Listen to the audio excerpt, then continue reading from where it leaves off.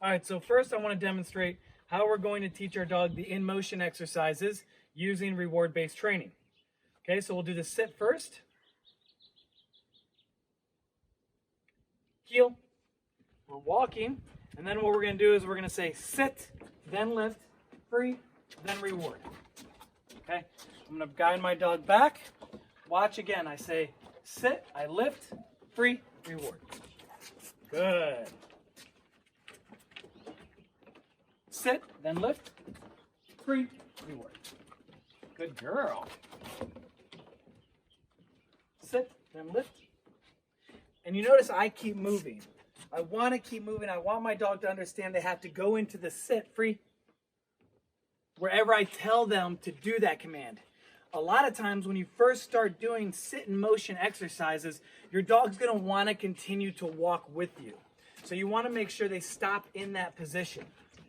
Again, we're walking, sit, then lift, making sure they stay in that position. Free. And as your dog gets better, then you can start to use a mirror or a reflection to get your dog to do the behavior. So I have a reflection directly in front of me. So what I would do is I'd watch my reflection, heel, walk, sit. Good girl.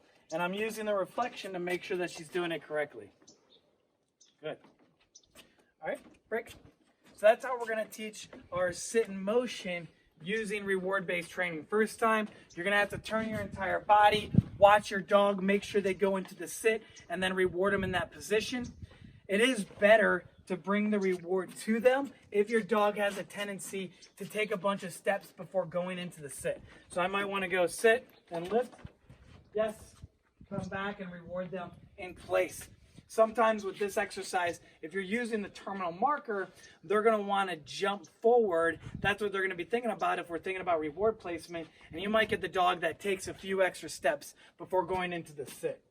You can also do this using a toy. Heel. So as you're walking, you can say sit, lift. Your dog sits. You say free or whatever your terminal marker is. And you're going to throw the toy over your dog's head.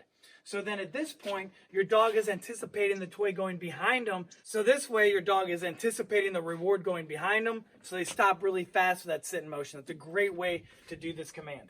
Okay. Now I'm going to show you how we're going to do the down in motion using reward-based training. We're going to guide our dog into the heel position. And it's very similar to the sit in motion. We're going to say heel. We're going to walk. Then we're going to say down. Guide our dog into the down, and then reward them. Heel. Down, guide them, reward. Good girl. Heel. And the main thing is continuing that forward motion. Down. Good, very nice. Very nice. Heel. And again, it's a lot of repetition.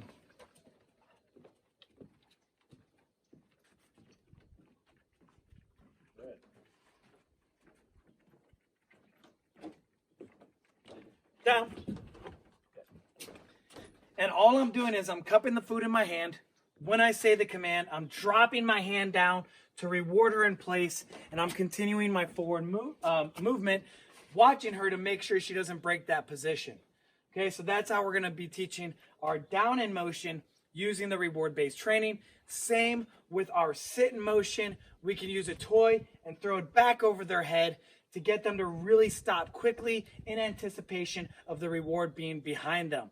You don't want to do too many of these in a row though, because as you just noticed, she started to anticipate the down in motion and she was starting to stop on her own before I gave her the command. So again, when we're thinking about pattern training, we don't want to do too many in a row where you have the dog that's waiting to go into the down because that's what they're expecting you to do. So make sure you're mixing this up. All right, I'm going to bring Ari back. And we're going to do the stand in motion. This is the more difficult one. And we're going to be using reward-based training for this as well. Heel. So as we're walking, we're just going to say stand, guide her up, and leave her in the stand position. Heel. And she was anticipating the down again right there. So again, we're walking. Stand. Good girl. Heel. Stand. Very nice. Free. Good. Got her back. Stand. And before I go into a running stand in motion or a running down in motion, I want to make sure I have it nice and smooth the way I want it to look when I'm doing it at a slower pace. Free. All right, we'll do another one. Heel.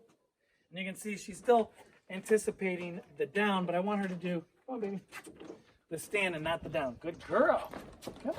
Good. Good. Stand. Good. Free. Very nice.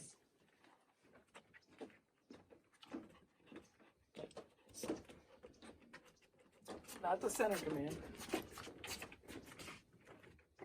Good girl. Stand. Good. And she's starting to get it now. She's starting to pay attention to what I'm saying. She's not dropping down into the down. She's staying in the stand. Heel.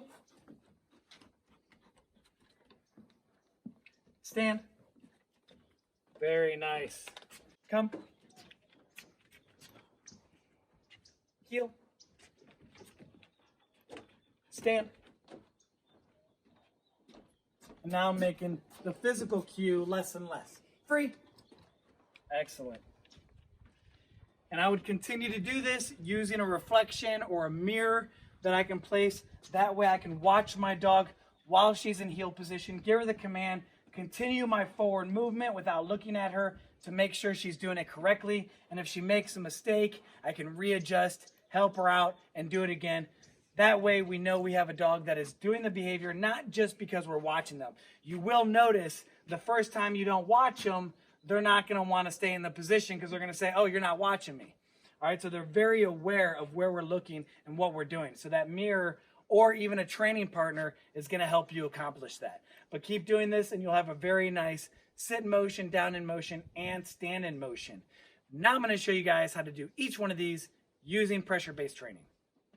All right, so we're going to start off with a sit motion using the leash. All I'm going to do is I'm going to give the command.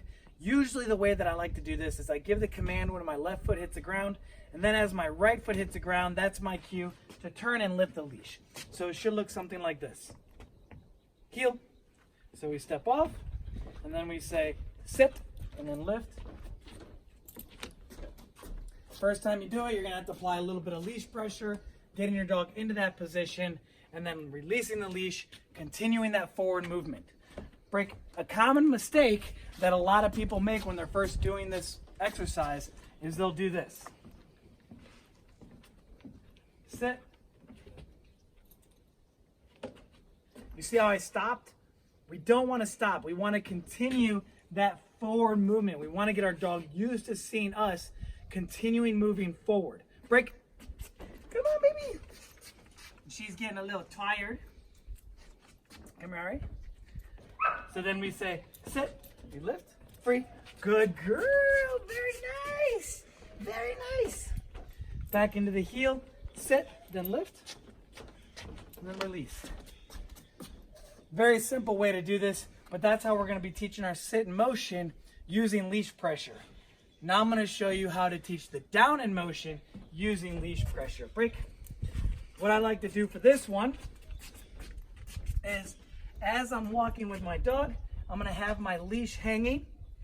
So then I'm going to say down, then I'll step, and then I'll step on the leash. Okay? So it will look like this. I have the leash hanging, down, step on the leash, keep going. All right, so you want to make sure that your dog already knows the leash pressure. Sit. Good. All right, and we're going to go right into it. For instructional purposes only, I'm going to call this couché because she knows it so well, and I want you to see the leash pressure. We say heel, we step, leash is hanging, couché, and then we step on it, and we continue walking forward. So it should look like that. Break. Come here, Ari. I'll show you going the other direction. Heel. Again, as we're walking, couché. And then we step on the leash and we continue that forward movement. Free. One more time. So we're walking. Come on, Ari. Couché. Just like that. So that's how we're going to use our leash pressure to get our dog to go into a down. That's one of two techniques, Break. For the leash pressure, the other leash pressure technique is you're going to give the command, heel. And what you want to do is, as you're walking with the leash, after you give the command, you're going to slide down the leash and place your dog into the down and continue walking. Okay, so it should look like this. Heel, couché, just like that. Okay, so it's a smooth motion. Break. Good girl, Ari. Okay, bring her back into position. So we're walking again. Couché, then the cue. And then you keep that forward motion. So that's going to be the two ways we're going to teach our down in motion using leash pressure. Lastly, we have our stand in motion. Break.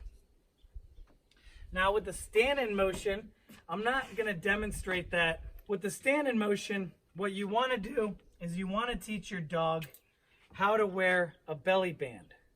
So what a belly band is it's basically the leash that goes around our dog's waist. So before you do this, you have to teach your dog how to wear the belly band. So I'm going to take this and I'm going to put it around her waist. And the same way that we teach our dog how to respond to the collar around their neck, we have to teach it around their waist. Sit. Yes. So what you want to do with that is you want to slowly start to lift up so they feel a little bit of tension. Free. And then I'm going to mark and reward. Come on, baby. Sit. This is only used for the stand. So again, free. I accidentally said our command. Sit. What we're going to do is we're slowly going to lift up. Free. Good girl. Sit. Free. Good. Sit. Free. So you can see she's starting to respond nicely to it.